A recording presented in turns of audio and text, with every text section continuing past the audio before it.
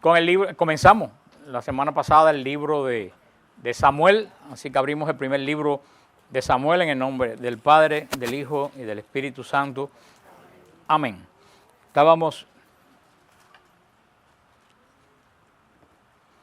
La semana pasada leímos el capítulo 1 y comienzo del capítulo 2 del libro de Samuel, haciendo un poco de recuento de este primer capítulo y medio. Va a haber cosas del libro de Samuel que vamos a pasarle por encima, otras cosas vamos a demorarnos en ellas según lo que tenga enseñanza para nosotros. Pero viendo este primer capítulo de Samuel y los que venimos leyendo del libro de los jueces, nos impresiona la corrupción que había llegado el mundo antiguo, el mundo de Israel. En ese momento vemos que después que Israel atraviesa el desierto por 40 años, que es guiado por el Señor, vemos todos los milagros que el Señor hizo desde que abrió el mar Rojo hasta que cubrió Israel por 40 años, cómo el Señor entregó la tierra a Israel, Israel tomó.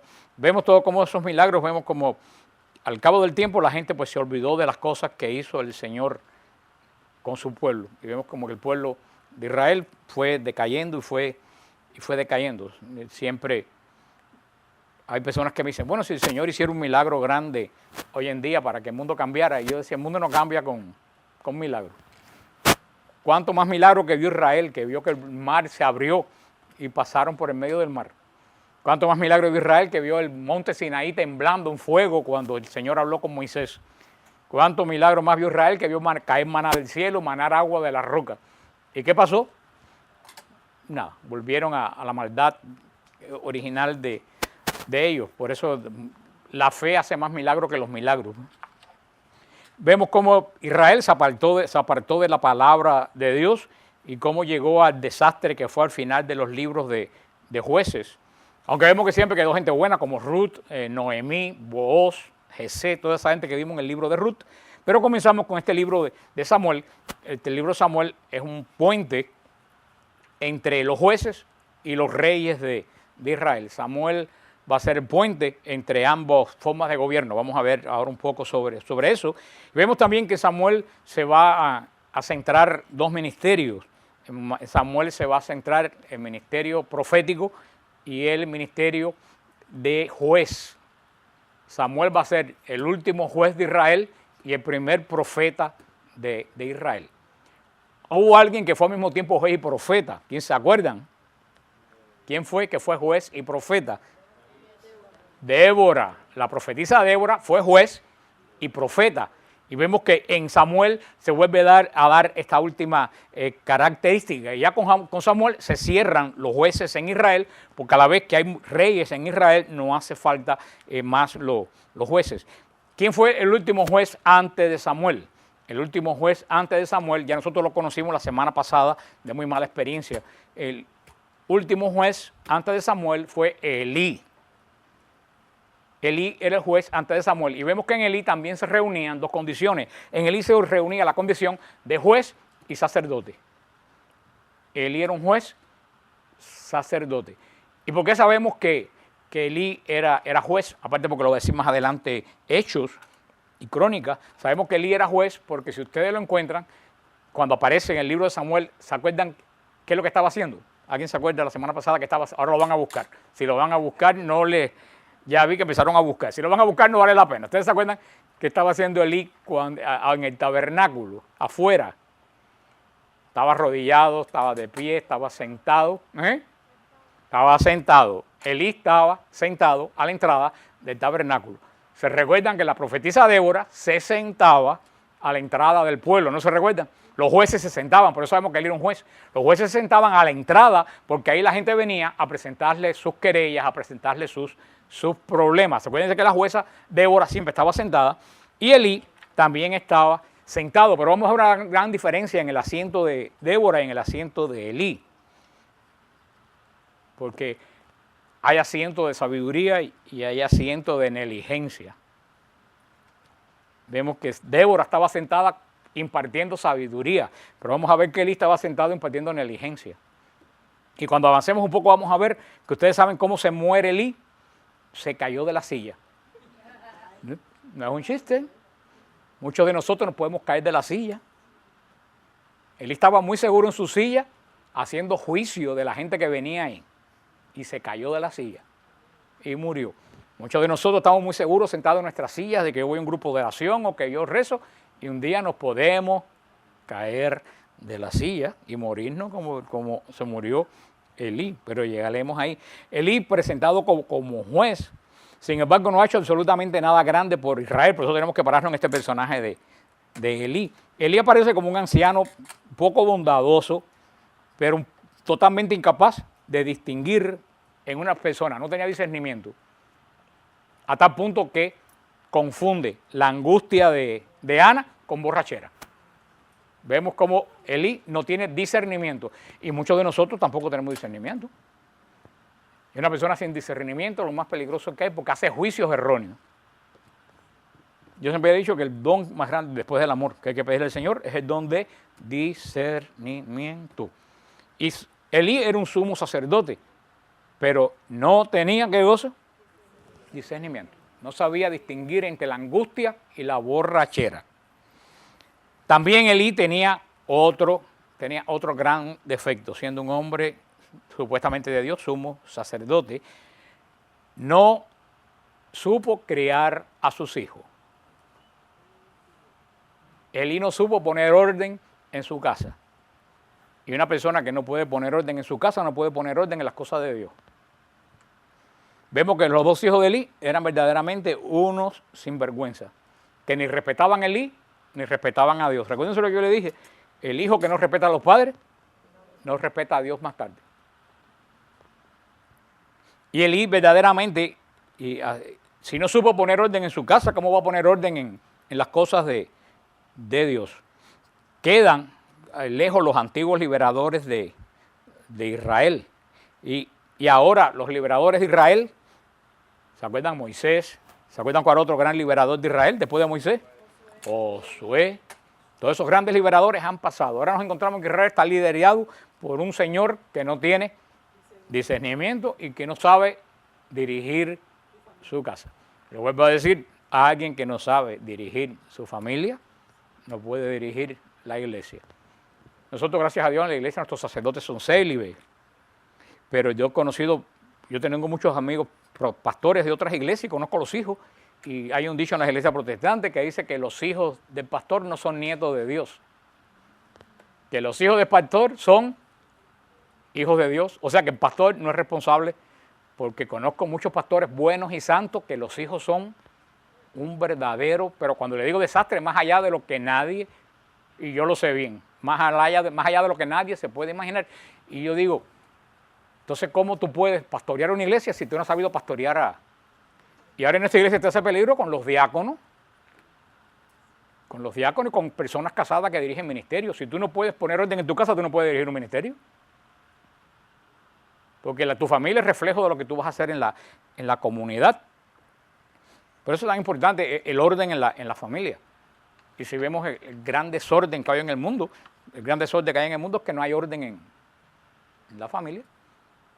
Los hombres en la familia hoy en día no son cabeza de familia. Y las mujeres están tan ocupadas que no tienen tiempo de poner orden en la casa tampoco. Por eso vemos la familia como está hoy, no hay orden en la familia. Están como en Israel, como decía Israel, cada cual hacía lo que mejor le venía en gana. Y el desorden de la familia es lo que trae desorden en la sociedad. ¿Y qué es lo que trae el desorden de la familia? La falta de Dios. Ni más ni menos. Y vemos que vemos Elí, que en el capítulo 1 nos salta como el último juez de Israel, más bien que un juez, era un antijuez. Porque Elí, si no sabe hacer justicia en una persona y no sabe discernir si está triste o está borracha, era un antijuez que podía hacer cuando viniera un caso de gran justicia delante de él. No sabía juzgar, no tenía juicio. En este tiempo Israel ni era libre, sino que Israel iba a la catástrofe completa. El culto se había abandonado, la instrucción religiosa del pueblo se había abandonado, el pueblo, no había dirigentes que valiera la pena en Israel, era un caos. Y si a ustedes les asombra esto, miren alrededor de ustedes, para que tengan una idea que los tiempos no han cambiado. Samuel vivió en este periodo de crisis en Israel. Los jueces eran cada vez más incapaces de unir a la nación. Vamos a ver después, cuando Elí y sus hijos, que eran par de sinvergüenza, murieron, Samuel todavía era demasiado joven para dirigir al pueblo de Israel. Vamos a ver las catástrofes que vienen. Los filisteos capturan el arca, destruyen a Shiloh y dominan parte de Israel. No fue hasta casi después de 20 años que el Señor va a levantar a Moisés. Por eso fíjense también lo que hemos visto. Moisés era muy jovencito cuando muere Samuel era muy jovencito. Lo que yo digo, ustedes saben de qué yo estoy hablando, así que no se preocupen, el nombre que yo ponga, ustedes saben de qué yo estoy hablando. Samuel era muy jovencito y el Señor lo podía haber levantado, pero tú sabes qué pasa, como yo se lo he dicho muchas veces, el Señor no hace nada a la carrera. El Señor sabía que en ese momento Samuel no estaba preparado y esperó 20 años. El Señor tiene paciencia en la preparación de las personas que ellos quieren que guíen a su pueblo. Es lo que le he dicho otras veces. Mucha gente viene a la iglesia, vienen a un seminario en el Espíritu, cogen un curso y ya quieren dirigir la iglesia. Se acaban de llegar ayer. Y no es que uno quiera que esperen por esperar, es que Dios exige que las personas tengan preparación. No solo intelectual, sino preparación espiritual. Pero lo que pasa hoy en día todo lo queremos rápido. Ya yo sé, ya yo abrí mi propio ministerio. El Señor se demora 20 años en levantar a Samuel. Y Samuel se crió en el templo. Cuando Jesús se prepara 30 años para predicar 3. Hoy en día nos preparamos en 3 y queremos predicar 30. Y mire qué contradictorio. Elí quiere decir Dios es mi Dios. El Señor es mi Dios, quiere decir Elí. Y miren la situación de Elí. Un hombre que carecía de autoridad hasta en su propio hogar. Hay pocos hombres en la Biblia en cuyo carácter no se puede encontrar falta grave y evidente. O sea, muchas veces nosotros en la Biblia vamos a ver muchísimas personas que no son perfectos, pero son personas que en ese momento tuvieron una decisión buena o mala que tomar y que en estos momentos nosotros nos están diciendo, porque hemos visto en todo el estudio de estos libros anteriores, y lo he dicho montones de veces, que el hombre no ha cambiado. El hombre sigue siendo el mismo de la época de la Biblia, con iPod, con computer, pero el hombre sigue siendo básicamente el mismo, con las mismas reacciones, con los mismos problemas. Creemos que hemos inventado la cosa. Si ven, desde el Génesis, el hombre sigue siendo exactamente el mismo. Vimos que la semana pasada, vimos que Elí aparece cuando Ana viene a poner su angustia delante del Señor. Vimos como Ana, que también es otra de las principales figuras de mujeres que vamos a ver en la Biblia, una larga cadena de mujeres en la Biblia que terminan ¿con quién? Con María, cuando engendra a Jesús, pero hay una serie de antepasados delante de María. Vamos a ver cómo el comienzo y final de Elí son verdaderamente catastróficos. O sea, no sabemos si es que de un pueblo malo salieron líderes malos o si líderes malos formaron un pueblo malo. Un pueblo malo, si era un desastre, no sabemos qué pasó. Si era que de un pueblo malo salieron líderes malos o si un líder malo llevó al pueblo a mal camino. El asunto es que tanto el liderazgo como la nación estaban muy mal. Y en esto aparece Samuel. Samuel es importante porque es utilizado por Dios para ayudar a Israel en la transición esta que vamos a tener a la monarquía. Vamos a ver que Samuel unge a los 2 primeros reyes de Israel. Samuel, le dije, el último juez de Israel. Y cuando San Pablo en Hebreos 11 va a hablar de la nube de testigos, va a mencionar a Samuel en esta. Y los rabinos, hay rabinos en Israel, dice que Samuel vale lo que Moisés y Aarón juntos. Eso es mucho decir para un judío. Decir que Samuel vale lo que valen Aarón y Moisés juntos. Moisés el legislador, Aarón el sacerdote. ¿Por qué? Porque en Samuel de cierta forma se van a dar las dos condiciones que en Moisés y Aarón estaba separado, se va a dar en una sola persona. Las lecciones de la vida de Samuel es la importancia de enseñarnos que lo que la gente logra está directamente relacionado con la obra de Dios. Vamos a ver cómo la obra que Samuel deja que el Señor haga en él es lo que va a desatar este tránsito y este cambio de Israel. Pero en este primer capítulo que vimos ayer, que vimos la semana pasada, hay dos personajes que toman el primer capítulo. ¿Quiénes son? Uno frente a otro. Ana y Eli. Son los dos personajes. Hay un gran contraste entre este hombre respetable, sacerdote del santuario famoso de Israel, y una mujer que era estéril, y por ser estéril era despreciada y era insultada. O sea, vemos dos personas frente a frente. Uno el sacerdote del Dios de Israel y el otro una mujer que aparentemente estaba fuera de la alianza de Dios. ¿Por qué? Porque no había podido engendrar hijo. Vemos que Ana es un símbolo en ese momento de rebeldía y de obstinación, porque ella tenía en su mente que quería tener un hijo. Pero al mismo tiempo una mujer de gran humildad y de gran generosidad. ¿Por qué de gran humildad? Porque ella no quiso buscar y tener hijos por sus propios motivos, por sus propios medios. Ella podía haber ido una bruja como hizo Saúl, que perdió el reino y su familia. Ana podía haber una de las tantas brujas filisteas y cananeas. Sin embargo, ¿a dónde va Ana? Al arca de Dios. O sea, que era una mujer rebelde, no se conformó con no tener hijos, era una mujer obstinada, pero al mismo tiempo era una mujer humilde, una mujer de fe. Y al mismo tiempo una mujer generosa, porque dijo, Señor, si me das un hijo, te lo voy a entregar. Y frente a ella, ¿quién? Elí. Elí, sentado inmóvil en su silla, que parece que está más muerto que vivo y está muerto espiritualmente. Y está muerto espiritualmente. Y es lo que el Papa Francisco dijo el otro día en una de sus charlas, que el Papa dijo que él prefería una iglesia que saliera al mundo y se accidentara a una iglesia sana trancada en un cuarto. Él dijo, las cosas trancadas en un cuarto cogen un olor feo, amor, y la iglesia no puede estar trancada. Fíjate que es lo que veníamos hablando nosotros anteriormente aquí. ¿Se acuerdan? En los años 60 se decía que la iglesia tenía que abrir las puertas para que el mundo entrara. Y las puertas vio la iglesia y el mundo entró y vimos en qué terminó la iglesia. El Papa nos dice, no hay que abrir las puertas para que el mundo entre, hay que abrir las puertas para que nosotros salgamos. Esa es la verdadera. El Papa Francisco puso la cosa donde va. Tú no puedes abrir las ventanas para que el mundo entre. Es como si tú abres las ventanas de tu casa para que entre el ladrón o para que entre un borracho.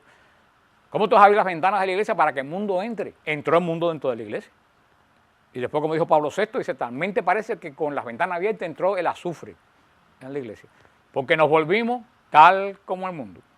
El mundo está lleno de sinvergüenza, nuestra iglesia está llena de sinvergüenza. El mundo está lleno de hipócritas, nuestra iglesia está llena de hipócritas. El mundo está lleno de problemas con personas con problemas, nuestra iglesia está llena. ¿Por qué? Porque abrimos las ventanas para que todo el mundo entre. El Papa dijo, no es abrir la ventana para que todo el mundo entre, es abrir las puertas para nosotros salir. Nosotros no tenemos que ajustarnos al mundo, el mundo tiene que ajustarse a Jesucristo. Y el Papa dijo, no quiero más una iglesia de teólogos tomando té y discutiendo. Quiero una iglesia que vaya a la periferia. Y le dije la semana pasada que la periferia no son los barrios de las orillas. Bueno, la gente está equivocado. Cuando el Papa dice que la iglesia tiene que ir a la periferia, no quiere decir que tiene que ir a los barrios de las orillas. El Papa dice que la periferia es todo aquello en nuestra vida que está alejado de Dios. Dijo, papá, la iglesia tiene que ir a la periferia, a la gente que está llena de odio, a la gente que está llena de tristeza, a la gente que está a la orilla de ¿qué? De Dios. Y también a la gente pobre que está también fuera en la orilla de Dios. Pero no solo la periferia, es más fácil ir a un barrio de pobre y dar comida que ayudar a una persona que está triste. Tú vas a un barrio de pobre y das $20 y quedaste tranquilo. Ahora, dedicarle tiempo a una persona que tiene angustia, que perdió un familiar, eso cuesta muchísimo, muchísimo más de nuestra vida. Es lo que el Papa está pidiendo. Y es lo mismo que no hacía Elí. Elí, ¿qué estaba haciendo? Sentado en su silla, ahí agarrotado en sus principios, totalmente sentado, esperando que la gente viniera y sin ningún discernimiento. indiferente. Cualquier alusión a cualquiera que ustedes conozcan en la iglesia es pura coincidencia.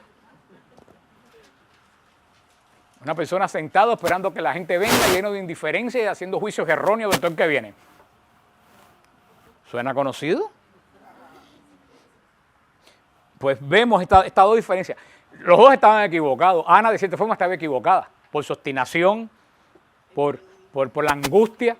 Elí estaba equivocado, pero la larga quien recibió bendición fue Ana. Porque Ana estaba abierta a la obra de Dios y Elí estaba cerrado, porque yo soy sacerdote del Altísimo, porque yo lo sé todo, porque yo tengo el remedio para todo el mundo y no tengo que aprender absolutamente nada más. Esta muestra las distintas actitudes ante Dios y ante el pueblo. Vamos a ver después esto mismo enfrentado con Samuel y el pueblo de Dios. Vemos el comienzo de la historia de Samuel, la vimos la semana pasada, como sabemos ya que Ana no podía tener hijos. Ana tiene una gran importancia, es de las mujeres grandes de la Biblia. Y vemos que las mujeres grandes de la Biblia no son mujeres grandes de la Biblia porque tuvieron una vida muy santa o muy regular. Vemos que las grandes mujeres de la Biblia son mujeres que han sabido cambiar el corazón en un momento determinado de su vida. Y como si esa mujer aplica también a hombres, por supuesto. Por eso llama la atención, y se lo hemos dicho, lo hemos repetido a las mujeres en la genealogía que mienta San Mateo y San Lucas de la genealogía de Jesús. Algunos te lo podemos repetir para que no se lo olvide, que están, te dije, en la cúpula de la Monte Sión, donde se recuerda la dormición de María. Las mujeres que están en la cúpula, que son antecesoras de María. ¿Cuál es la primera de todas las mujeres? Eva. No hay que hablar de Eva, todos saben, desobediente. Otra de las mujeres que está en la cúpula, Miriam, la hermana de Moisés, la que cogió la pandereta y alabó al Señor. Pero ¿se acuerdan el problema de Miriam? Estoy seguro que ya todos se olvidó cuál era el problema de Miriam. La envidia, menos mal que alguien se acordó. Miriam estaba envidiosa del éxito de Moisés. ¿Y se recuerdan qué le pasó? ¿Te acuerdas qué le pasó? Se llenó de lepra. Quiere decir que la envidia pudre. La envidia pudre. Y Miriam está con su pandereta en el techo de la cúpula de la dormición de María. La otra de la mujer grande en la línea de Jesús, Yael, con su martillo y su estaca, que es la que clavó la cabeza de Císara en contra de la tierra. La otra mujer, la famosa de Jericó, ¿se acuerdan? Tamar, prostituta de Jericó. Está en la genealogía de Jesús. Si nosotros tuviéramos una prostituta en la parte de nuestras abuelas, nos mudábamos del pueblo. Y San Lucas y San Marcos la ponen, la exhibe. ¿Tú sabes por qué San Lucas y San Marcos le exhibe? Porque Dios hace todas las cosas nuevas cuando la persona tiene un gran corazón. Esta mujer que era prostituta tuvo algo que no la tuvo nadie en Jericó, tuvo misericordia del pueblo de Israel. Y dice el Señor, ni un vaso de agua se queda sin recompensa al que lo da a uno de mis siervos. Y la otra mujer en este camino hacia la Virgen María, vimos también a Débora. Faltan algunas que hemos visto, como Judith, como Esther, que no las hemos visto todavía. Y ahora en este camino de las mujeres que van acercándonos a Jesús, Ruth, que no era parte de la alianza porque era extranjera, un horror en Israel, una mujer que era cananita, una mujer que no pertenecía al pueblo de Dios.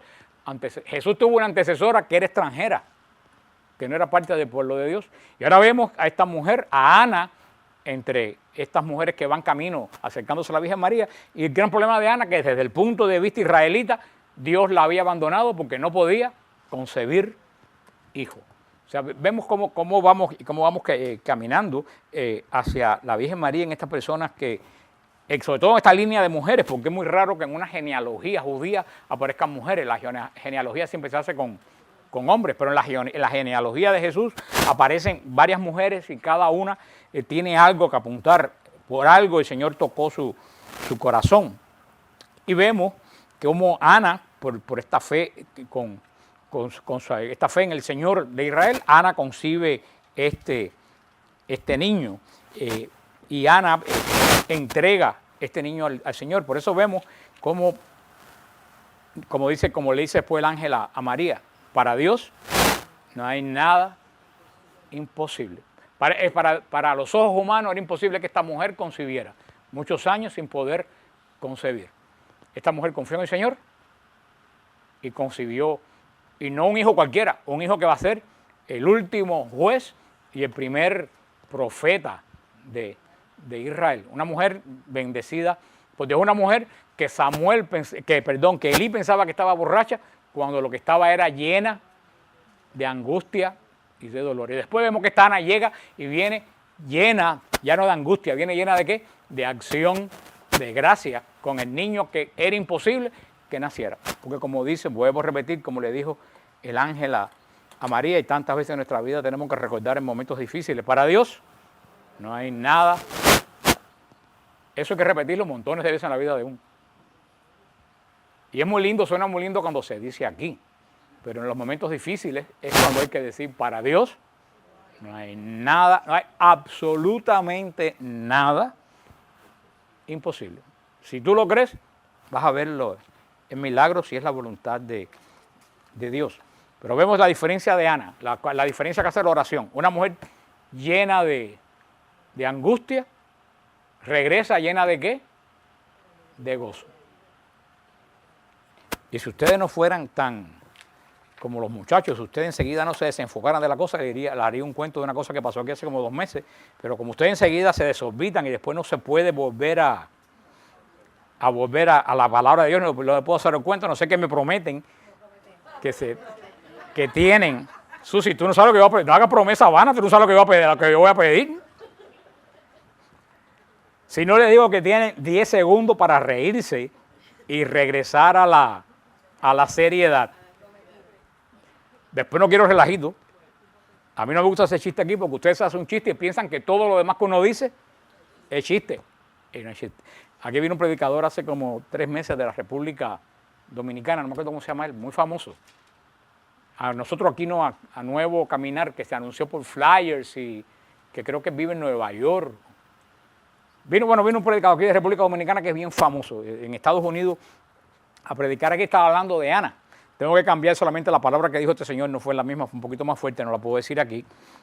Pero él estaba predicando, no enseñando, sino predicando, estaba diciendo. Y Ana vino borracha de dolor a la presencia de Dios y borracha de angustia y borracha de sufrimiento y borracha de desesperación. Y después regresó borracha del Espíritu Santo, borracha de gozo, borracha de alegría. Había un señor, que ese ministerio Nuevo Caminar es un ministerio de adictos. Y había un señor, y esto no es chiste, parece un chiste, pero esto pasó aquí, pueden preguntar a Raymond y a la gente de aquí. Y este señor lo trajeron, la familia lo trajo medio borracho aquí, lo sentó aquí. Y en el medio de aquello se paró y dijo, ¿quién rayo es Ana? No dijo rayo, dijo otra palabra. Pero dice que se paró en el medio y dijo, parece que el tipo dijo, esta es la mujer que me conviene. Estaba borracha borracha de angustia, borracha de tristeza, borracha de gozo, borracha de alegría. ¿Dónde está Ana? Dice Samuel, dice Raymond que menos mal que el predicador pudo controlar la cosa. Le dijo, hermano, después yo te explico quién es. ¿Quién es? A ver, el tipo saltó y se quedó, ¿quién es? ¿Quién es Ana?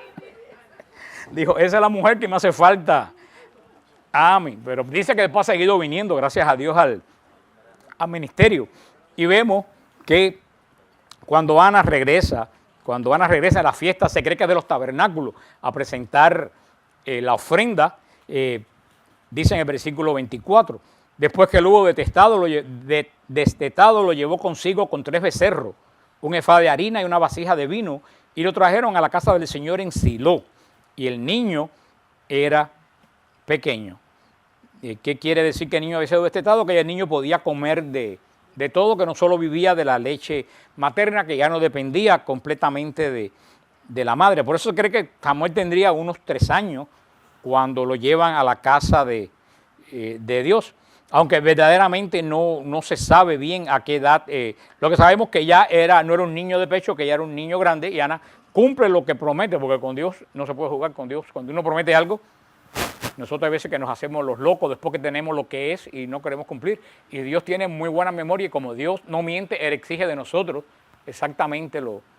Y no estoy hablando de flores o de velas, porque a Dios no le hace falta ni flores ni ni vela. Las flores y las velas es una muestra de amor, de devoción de nosotros, pero si tú haces un compromiso con el Señor de algo, más vale que lo cumpla. Porque Dios siempre cumple, y como Él siempre cumple, Él espera que tú cumplas. Y Ana cumplió. Ana cumplió su voto de consagrarlo al Señor. Y no solo llevó a Samuel, sino que llevó sacrificio. Porque estoy seguro que esa entrega de de Samuel al templo, fue un sacrificio para ella. Ana se tuvo que desprender ¿de qué? De la cosa que más ella quería, el único hijo que tanto había esperado. Por eso vemos que Ana es prefigura de la Virgen María, porque la Virgen María también tuvo que entregar el único hijo y lo que más ella había cuidado y esperado. Por eso podemos ver que Ana es una prefigura de la Virgen María. Ella entrega un consagrado al servicio de Dios.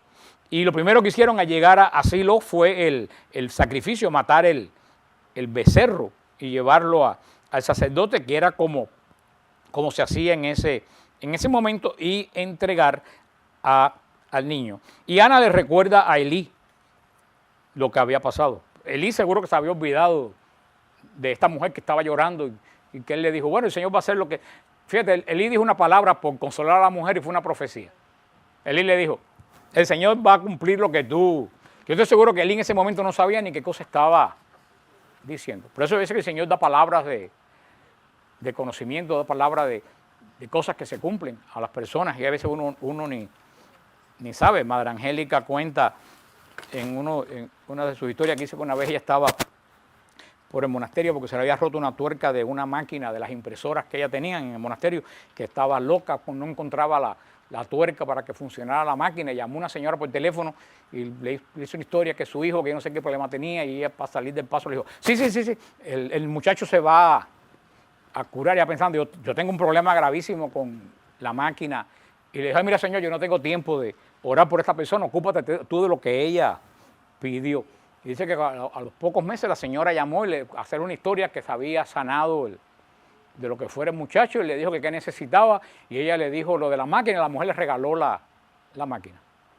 Y ella dijo, mira, yo estaba buscando un tornillo, y el Señor me tenía una máquina nueva a través de una oración que yo ni siquiera la hice. Yo solamente dije, Señor, ocúpate de esto porque yo no tengo tiempo ahora, porque estoy muy ocupada buscando un... Y ella dijo, yo aprendí mucho a partir de eso, que no hay problemas grandes ni problemas pequeños, y que tenemos que tener el corazón abierto a todo tipo de problemas. Vamos a verlo después con Saúl. Vamos a ver cómo Saúl andaba preocupado buscando unas burras que se le habían perdido, y Dios le tenía preparado el reino de Israel. O sea que muchas veces tú andas buscando una cosa y el Señor te da algo mucho más grande de lo que tú andas en la búsqueda. Por eso Ana se lo recuerda. ¿Te acuerdas lo que pasaba cuando tú me tildaste de borracha? Yo clamaba al Señor para que me diera un hijo, pues yo era estéril. Y le dice, mira, este es, y te lo entrego. No sé si Ana era consciente de la trascendencia de lo que ella estaba haciendo. Lo más seguro es que no, que Ana no tuviera ni idea de qué cosa Dios iba a hacer con Samuel. Pero Ana, ¿qué fue lo que hizo? Consagró su hijo a Dios. Si todas las madres consagraran a sus hijos a Dios. Si todas las madres consagraran sus hijos a Dios. Señor, mira mi hijo, te lo presento, te lo consagro. Si todas las madres consagraran a su hijo a Dios, créanme que las cosas serían muy diferentes en la vida de las familias hoy en día. Pero no tenemos tiempo, o se ha perdido esa... Y eso no hay que hacer nada grande, eso no hay que ir a ninguna iglesia, sencillamente con el corazón de madre o de padre, decir, Señor, te presento a mis hijos, te los consagro. Ahora, pero si tú consagras a un hijo de Dios, tiene que estar abierto a esperar que Dios decida lo que Él quiere de él. Porque cada vez que tú lo consagras, tú se lo entregas a Él. Muchas veces las madres y los padres piensan que los hijos son de ellos, y los hijos vienen a través de ellos, pero no son de ellos, son de Dios. Pero yo creo que hoy en día más que nunca hay que consagrar a los hijos a Dios. Y hay que orar continuamente por los hijos. Aquí tenemos el ejemplo de la hermana esta, que la nieta, fue tu nieta, ¿verdad? La del accidente. Fue tu nieta, del accidente que se mataron todas. ¿Cuántas muchachas iban en el carro? 3. Tú eres la mamá. Ella es la mamá de la niña. Y las personas que vieron el accidente, nosotros lo vimos todo por televisión, vimos que el accidente era totalmente imposible que nadie saliera vivo, porque los pedazos de carro eran así. Y la hija de ella dice que la vieron como voló con el asiento y cayó en...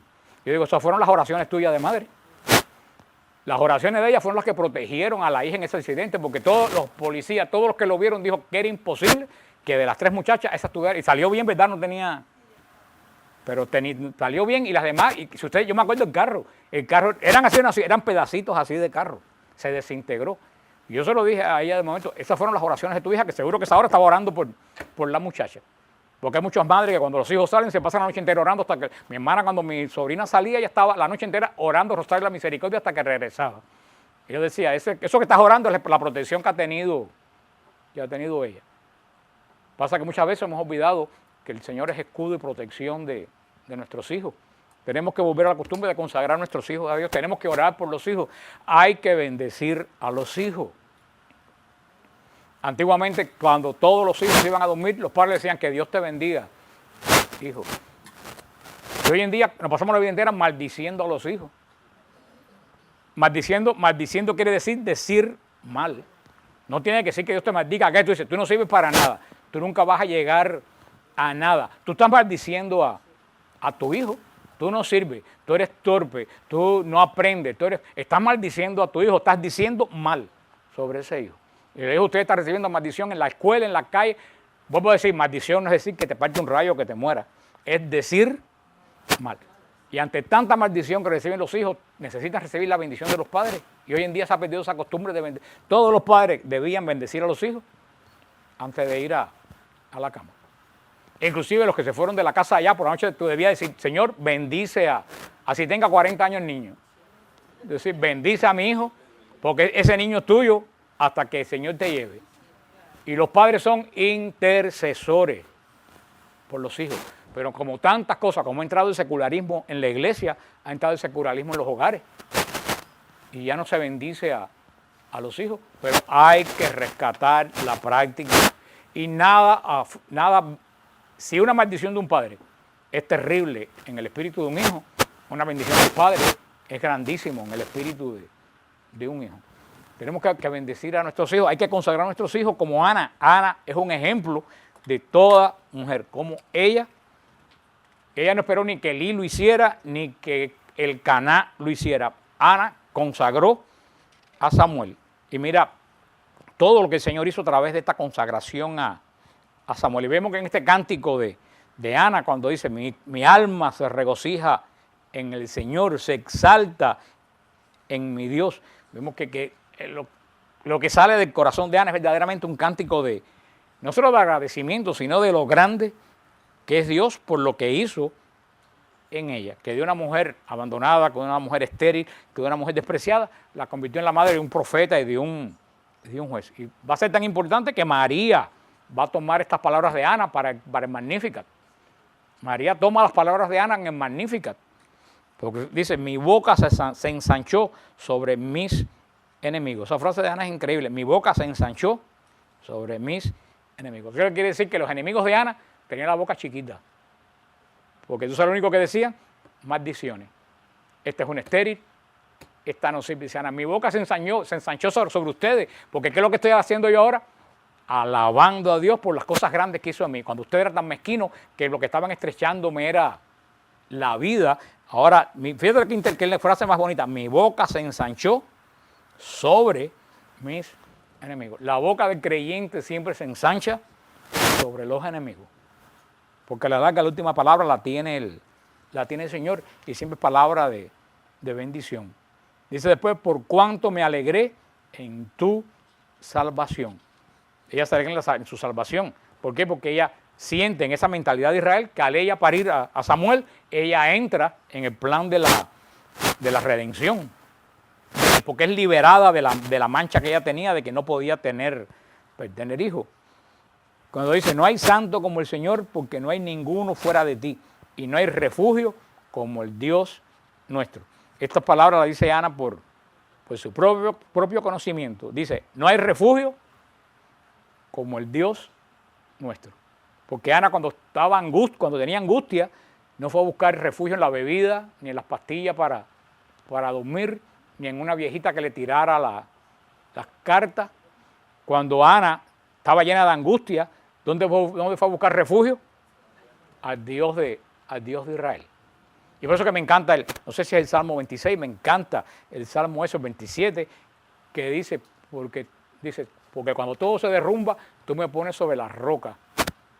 Y cuando llegan los tiempos de angustia, tú me cubres en tu cabaña. Eso es lo que debía hacer Dios para nosotros. Cuando todo parece que se derrumba alrededor nuestro, tenemos que subirnos en Dios, que es nuestra roca. Ahí nada se cae ni nada se mueve. Y en tiempos de angustia, en vez de buscar refugio en 40 cosas que pasan, tenemos que buscar refugio. Dice, tú me guardas en tu tienda en los momentos de angustia. ¿Qué mejor que buscar como Ana refugio en el Señor? Hay personas que en tiempos de angustia van a buscar refugio en dioses falsos y terminan mucho peor y con más angustia que si fueran ido a buscar en el Dios de la vida. Como va a decir el Salmo 89, tú eres la roca de mi salvación. Roca, algo estable, algo que no se mueve. O sea, con este breve resumen que hicimos del capítulo 1, pues vamos a comenzar la semana que viene ya, después de la mitad del capítulo 2, cuando empiezan a hablar de los hijos de Elí. Y brevemente, nada más que le voy a decir el versículo 2:12, lo que dice. Dice, los hijos de Elí eran unos malhechores que no conocían a Dios. Oye lo que dice, los hijos de Elí eran unos malhechores que no conocían a Dios. ¿Y qué cosa eran los hijos de Elí? ¿Cuál era el oficio de los hijos de Elí? Sacerdote. Los hijos de Elí eran sacerdotes. ¿Y qué dice? Los hijos de Elí eran unos malhechores que no conocían a Dios. Vemos el sumo sacerdote sin discernimiento, trancado en su propia rango, sentado en su propia silla, sin importar nada de los demás. Y los otros sacerdotes, ¿qué es lo que eran? Dice la palabra de Dios, malvados y no conocían a Dios. Tremendo panorama. Fíjate qué interesante, según la mentalidad humana de hoy, si el jefe de la iglesia de Israel, que era en ese momento ¿quién? Elí, era el jefe de la iglesia de Israel, si lo vamos a poner en esos términos, y los ayudantes del jefe de la iglesia de Israel, ¿quiénes eran? Unos sinvergüenza, que no solo eran sinvergüenza, no solo era que sinvergüenza, que era lo más terrible de todo, no conocían a Dios. Era para que Dios hubiera cerrado el templo de Silo, hubiera terminado el pacto, se hubiera hecho otro templo. Sin embargo, Dios es fiel. Con un sacerdote que no sirve para nada y los otros sacerdotes son unos sinvergüenza, Dios no cierra el pacto con Israel, Dios mantiene el pacto con Israel. ¿Tú sabes por qué? No, porque Dios es fiel. Porque eres fiel. Cuando Dios promete algo, lo cumple. Israel fue un desastre. En este momento, Israel como pueblo de Dios era un... ¿Cuál era la situación de Israel? Con eso terminamos esta noche. Pero ¿cuál es la situación de Israel en este momento que estamos nosotros ahora leyéndolo aquí? El líder de la iglesia, el líder del templo, era un viejo sin conocimiento ninguno, que no se juzgaba, que no tenía saber lo que venía de Dios. Fíjate que si iba a ser tan grande el problema que cuando Samuel, Dios lo llama, que va a Elí a preguntarle esto que yo oí, qué cosa es. Elí no sabía quién le hablaba a Samuel. Elí nunca había oído hablar a Dios. Elí no supo aconsejar a Samuel de qué era lo que le estaba pasando. Un jefe espiritual de Israel, un verdadero desastre. Los hijos, unos corruptos. Vamos a ver después que los hijos se acostaban con mujeres dentro del templo. Pero eso va a ser más allá de lo que ustedes se imaginan, porque esa era la costumbre cananea, era que los hombres se acostaban con las mujeres dentro del templo, porque eran ritos de fertilidad. Esto es más que una sinvergüencería, es que ellos habían adoptado el culto pagano dentro del Dios vivo, habían paganizado, habían idolatrizado el culto. O sea, Israel no conocía la palabra de Dios, nadie asistía al culto. Eso era un verdadero ¿qué? Desastre. ¿Dios se apartó de Israel? No. ¿Dios rompió el pacto con Israel? No. ¿Dios se buscó uno que hiciera un templo mejor en la esquina? No, porque Dios es fiel.